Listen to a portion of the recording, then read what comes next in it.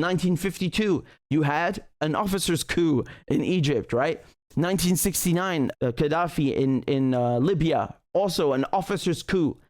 Why am I pointing this out? Because because these countries, you know, these leaders were officers. They were men who had rank in the armed forces of that country. Okay, they're not heads of a paramilitary group or businessmen who kind of got into it. No. We are talking about officers. So they have legitimacy. They have the legitimacy of the soldiers and the people.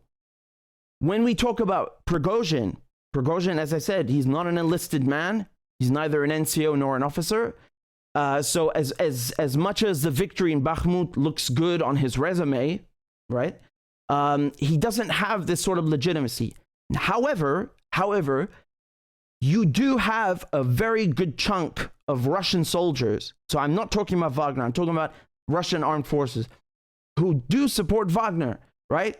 From a political point of view, from, you know, like, oh, these are our brothers, etc. They're fighting in the same war with us, etc. Right? So and they're literally our compatriots, right? Like, say, so for the Russian soldiers, these guys are also kind of Russian soldiers, right? They have some support in the Russian military, but Prigozhin doesn't have this legitimacy and pull that you need from the people and from the military to get away with whatever coup people are you know, blabbing about on social media or some crap, you know. And when it comes to the people, I'm sorry, man, you know, Shoigu, you can rail as much as you want about Shoigu and call him as incompetent and you know, stupid as you want.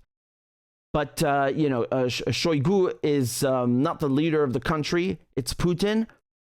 Putin appointed Shoigu. I don't understand what he's, you know, what does Prigozhin think? He's going to grab Shoigu's job and then Putin? I don't know.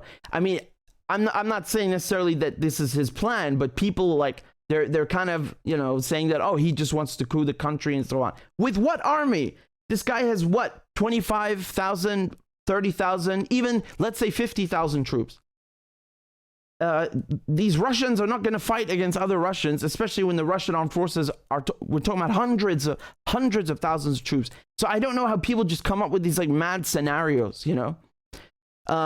Like I said, at best, you have a power struggle between Shoigu and Prigozhin, at best.